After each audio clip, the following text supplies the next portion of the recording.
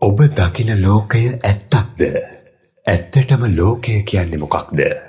බුදුදහමට අනුව ලෝකය කියන්නේ අපෙන් බාහිරව පවතින දෙයක් නෙවෙයි.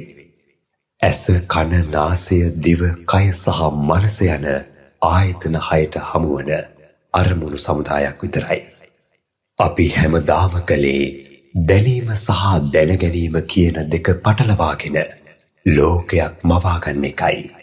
යම් දෙයක් දැනෙන විට එය මගේ කියා හෝ බාහිර වස්තුවක් කියා නමක් දුන් සැනින් අපි ලෝකයට හසු වෙනවා.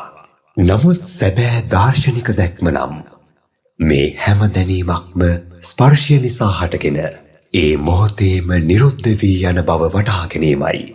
උදාහරණයක් ලෙස තේ කෝප්පයක රසය ඇතිවන්නේ සීනි, තේ කුල සහ උණු වතුර යන දේවල් එක්වීමෙනි.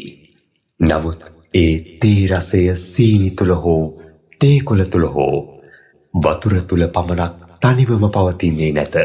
අපේ ජීවිතයේ අප ලබන වින්දනයන්ද එලෙසම හේතුන් නිසා හටගන්නා ඵලයන් පමණක් වන අතර ඒවායේ සදාකාලික හිමිකරුවෙකු හෝ පවතින ලෝකයක් සොයාගත නොහැක.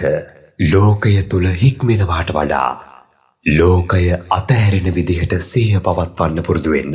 අපිට හමුවන රූප, ශබ්ද, ගන්ධයන් පිටුපස හඹා නොගොස් ඒවා හුදු ධර්මතාවයන් පමණක් ලෙස දැකීම සැබෑ නිදහසට මගයි. මේ මොහොතේ උපදින සිතුවිල්ල ඒ මොහොතේම අතහැරීමට තරම් අපේ සිහිය අවදි කර ගනිමු.